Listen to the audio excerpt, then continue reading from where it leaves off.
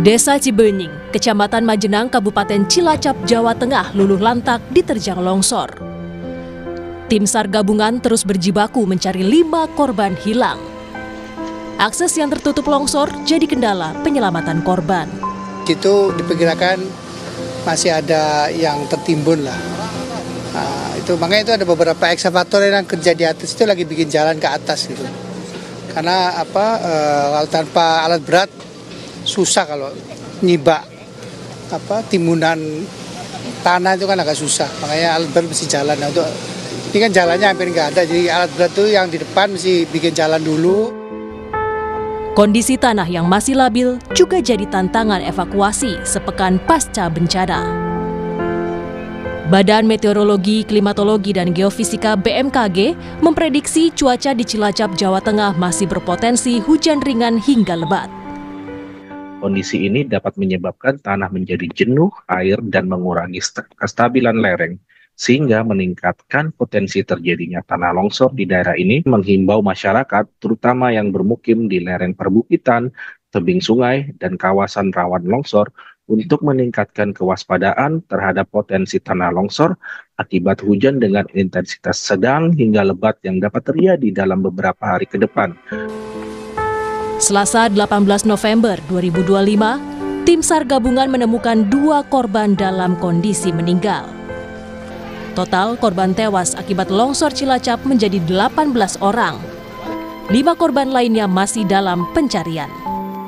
Jadi didasarkan pada pelaksanaan operasi SAR hari ini, di mana korban pada worksite B2 ditemukan sejauh 10 meter dari lokasi rumah, maka kami besok pagi dan seluruh tim SAR gabungan akan melaksanakan operasi SAR dengan jarak pencarian dari titik rumah menuju lokasi pencarian itu kurang lebih 10 sampai dengan 15 meter. Warga yang terdampak longsor masih bertahan di pengungsian dan mendapat pemulihan trauma dari anggota Polresta Cilacap. Tim Liputan, Kompas TV. Saudara, korban tewas akibat longsor di Desa Cibenying, Cilacap, Jawa Tengah mencapai 18 orang, sementara 5 orang lainnya masih hilang. Dan hari ini, saudara, adalah hari terakhir pencarian korban. Apa yang akan dilakukan hari ini untuk memaksimalkan pencarian? Kita tanyakan langsung kepada Kepala Pusat Data Informasi dan Komunikasi Kebencanaan BNPB, Abdul Muhari, telah bergabung bersama kami melalui sambungan daring. Selamat pagi, Assalamualaikum Pak Abdul Muhari. Selamat pagi, Waalaikumsalam Mbak Adisti. Iya Pak Abdul Muhari, ini kan kita tahu jadi hari terakhir pencarian. Masih ada 5 orang lagi yang diperkirakan masih tertimbun bencana tanah longsor di sana. Apa yang akan dilakukan atau apa yang akan dimaksimalkan dalam proses pencarian di hari terakhir ini, Pak Abdul Muhari? Iya, untuk hari terakhir ini tentu saja seluruh personil masih akan tetap berupaya maksimal, khususnya di site pencarian ya, yang menjadi fokus yang selama ini mungkin sedikit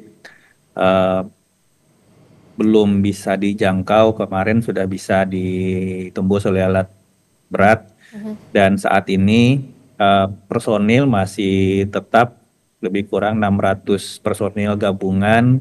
Alat berat ada sekitar 25 alat berat, K9 anjing pelacak juga masih 18 ekor ada di lokasi kejadian. Nah, ini memang hari terakhir dari 7 kali 24 jam yang pertama sesuai SOP dari Basarnas.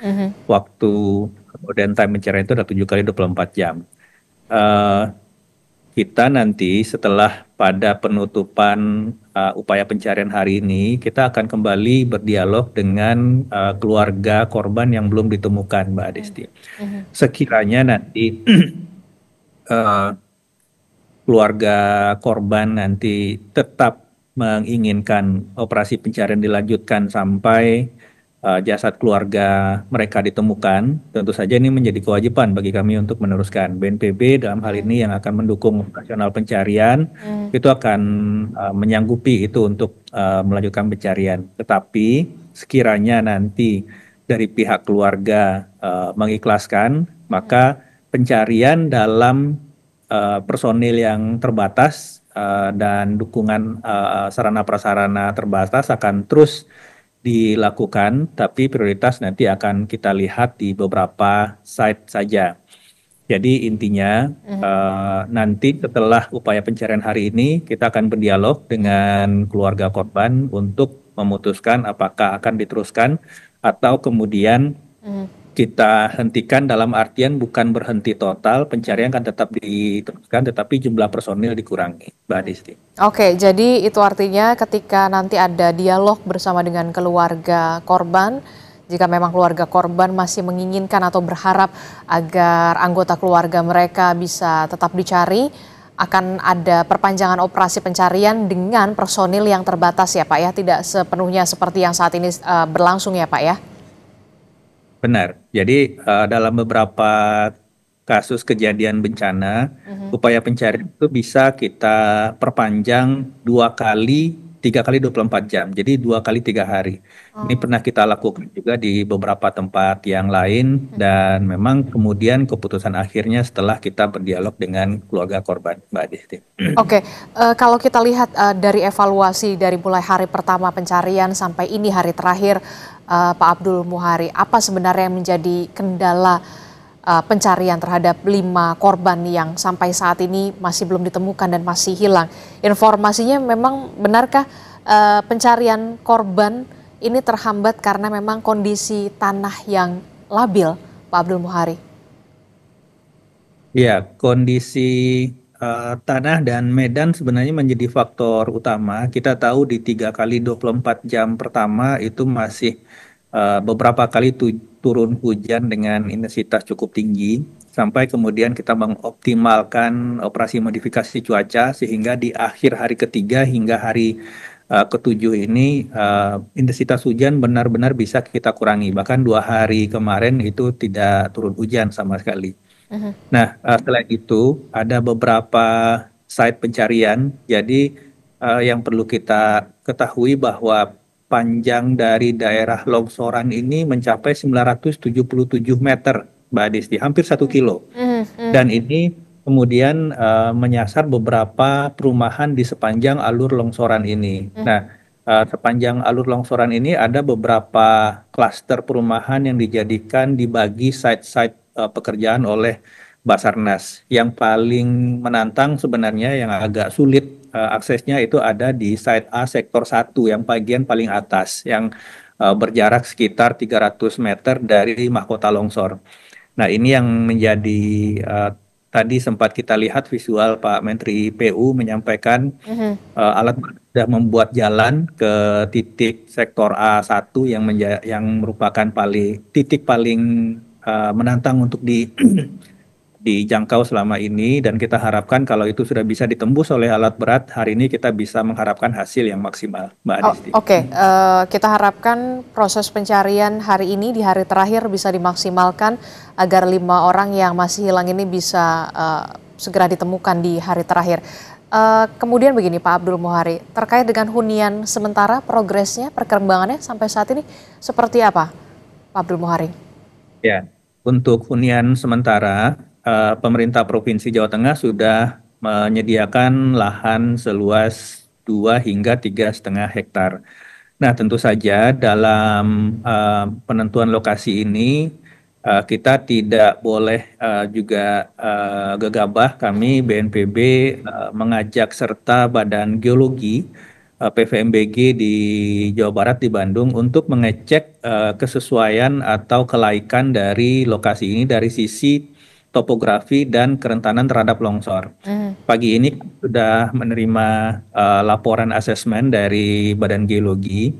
Secara umum memang lokasi ini masih termasuk daerah kawasan rawan longsor meskipun kategorinya rendah ke menengah. Jadi ini bisa kita gunakan tentu saja dengan beberapa penguatan-penguatan lereng atau penguatan lahan yang bisa kemudian menjamin masyarakat yang kita pindah ke sana tidak lagi menghadapi tantangan yang sama. Apalagi nanti kita akan berbicara tidak hanya relokasi sementara tetapi juga relokasi tetap yang tidak hanya bagi mereka yang saat ini kehilangan tempat tinggal, tetapi juga yang terancam kehilangan tempat tinggal nantinya kalau mereka masih berada di lokasi longsoran.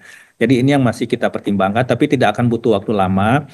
Hasil asesmen Badan Geologi sudah kita dapatkan, paling tidak dalam seminggu ini kita akan segera aksi di lapangan, Mbak Adisti. Oke, kita akan tunggu dalam sepekan terakhir begitu ya. Ini untuk di wilayah Cilacap, Jawa Tengah. Kita bergeser Pak, karena memang bencana tanah longsornya ini ada 2 lokasi begitu. Kita bergeser ke Banjarnegara yang masih di wilayah Jawa Tengah juga Pak Abdul Muhari. Informasinya, update perkembangannya seperti apa Pak?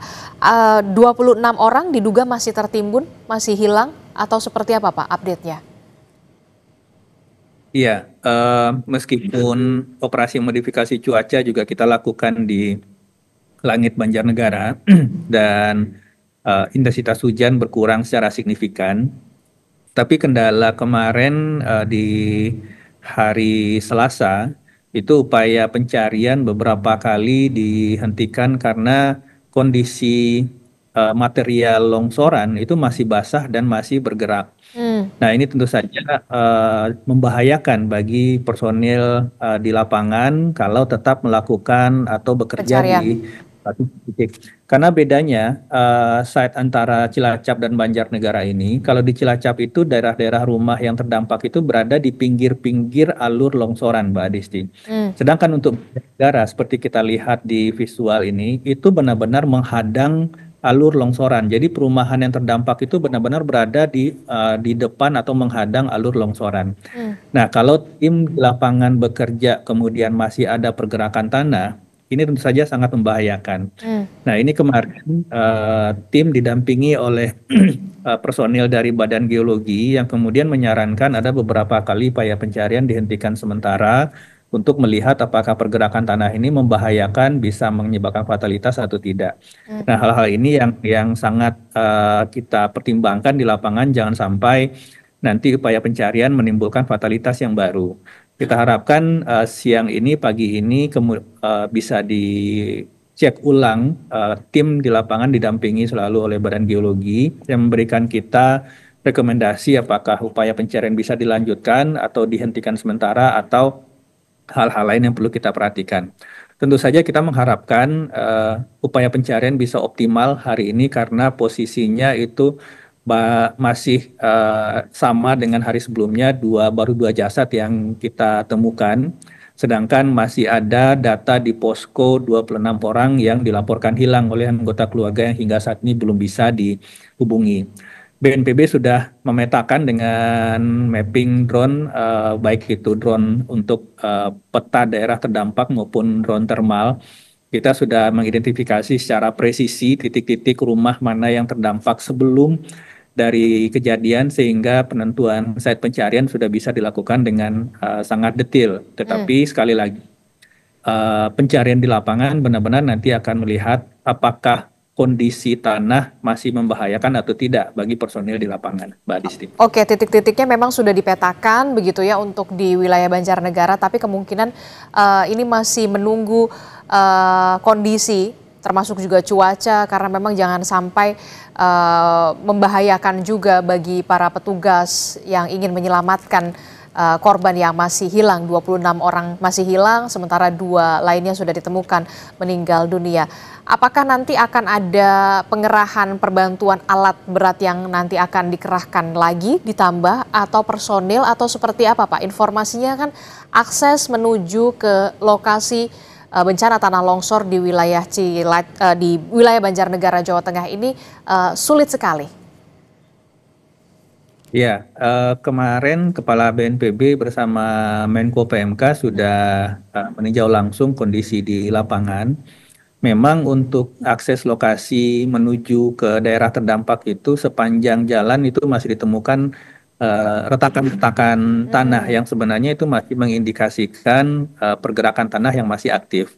Tetapi lokasi ini bukan tidak bisa ditembus, tapi memang challenging dan kemarin sudah kita diskusikan untuk pergeseran beberapa sarana dan alat perangkat seperti alat berat dan K9 dari Cilacap ke Banjarnegara nanti setelah yang di Cilacap selesai di akhir sore hari ini.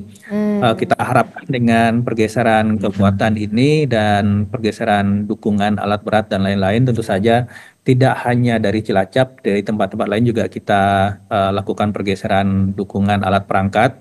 Ini bisa mulai optimal. Tetapi memang sekali lagi kondisi daerah terdampak di Banjarnegara ini akses sedikit lebih sulit, tetapi bukan tidak bisa ditembus. Dan posisi material longsoran saat ini masih basah dan masih bergerak. Ini yang kita harapkan hari ini itu bisa jadi lebih baik untuk kondisi material longsorannya, Mbak Adisti. Oke, sama dengan di Cilacap, Jawa Tengah, tentu saja kita berharap proses pencarian terhadap korban yang sampai saat ini masih hilang di wilayah Banjarnegara, Jawa Tengah ini bisa dilakukan pencarian secara maksimal dan membuahkan hasil. Terima kasih Kepala Pusat Data Informasi dan Komunikasi Kebencanaan BNPB, Pak Abdul Muhari telah bergabung bersama kami. Sehat selalu Bapak, Assalamualaikum, selamat pagi. Waalaikumsalam.